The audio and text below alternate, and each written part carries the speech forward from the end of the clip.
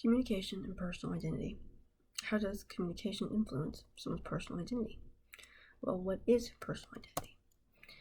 Personal identity, as according to Julia Wood in Communication Mosaics, is an ever-changing system of perspectives that is formed and sustained in communication with others and ourselves. This is stating that how we view ourselves is determined and maintained through the communication with others, like family, friends, as well as society, through social media or interactions. There are 5 types of selves.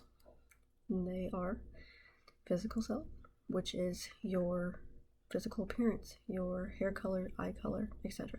Your emotional self, which consists of your feelings.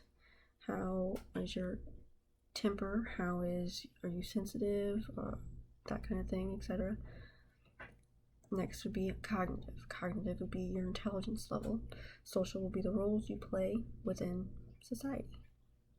If you're a mother, if you're a father, sister, brother, aunt, uncle. Professional self is the role within work. That would be manager, entrepreneur, etc. There are 2 perspectives that describe how communication influences personal identity, or how a person views themselves. The first is generalized others. This is society's rules and how society may see you or categorize you. These vary by culture, but there are 4 main ones within the US.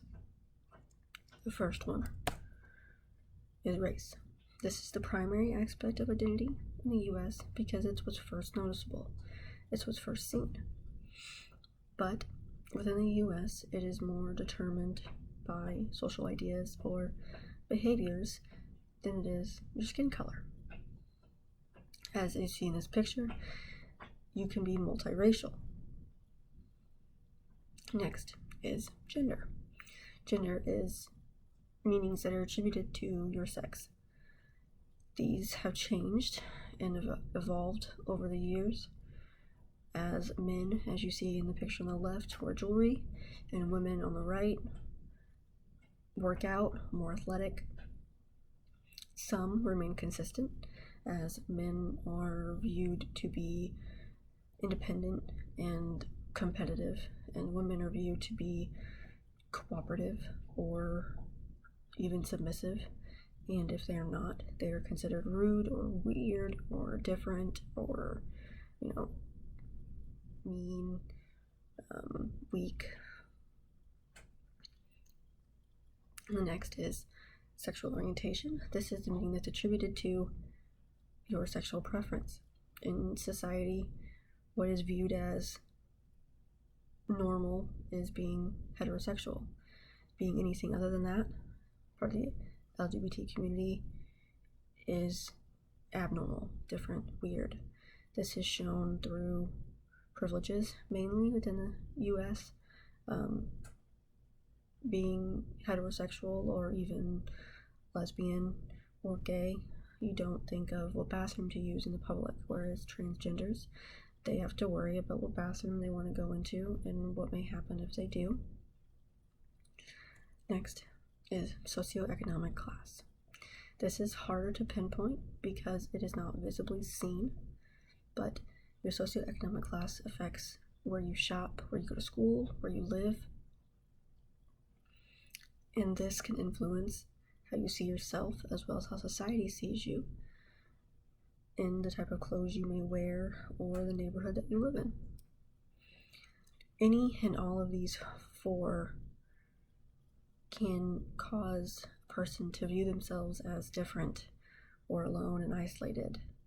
They can also cause a person to view themselves as being accepted and involved and happy.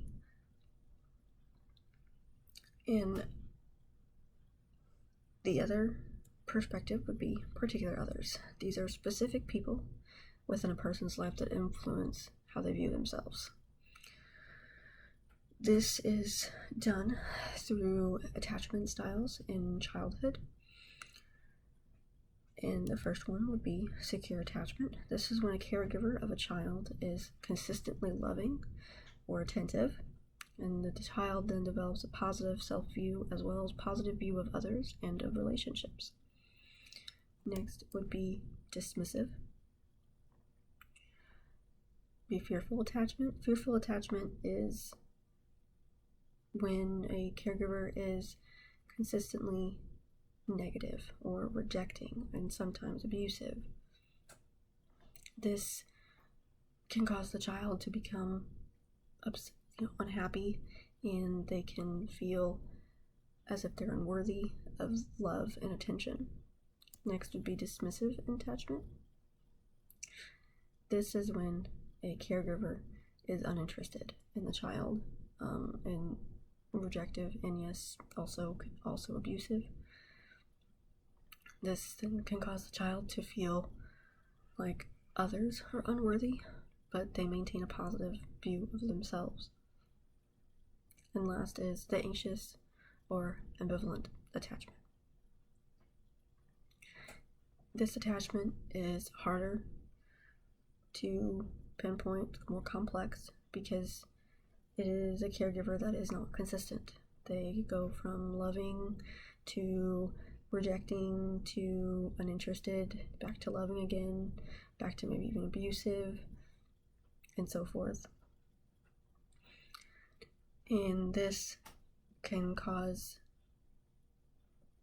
the child to believe that they're the problem, that they're the issue that needs to be fixed. Now, another important aspect to consider a personal identity, especially in today's world, is technology or social media. Social media has a big impact on a person's personal identity and how they view themselves, and this is due to many reasons. One, social media involves direct communication with others. You directly get to interact with others of society and see how they see us by messages or comments on pictures. You look beautiful, you've gained weight. This can cause anything from person to have self-esteem issues and body dysmorphia to feeling happiness and confident in themselves. It also allows you to compare yourself to others. This affects how you view your accomplishments and if you believe you're succeeding or not. Social media also provides you a way to edit, plan, strategize, re-edit your profile or your identity that is displayed online. As this picture shows, who you are on social media may not be who you are in reality. This can then cause you to be disconnected from yourself and from society at times.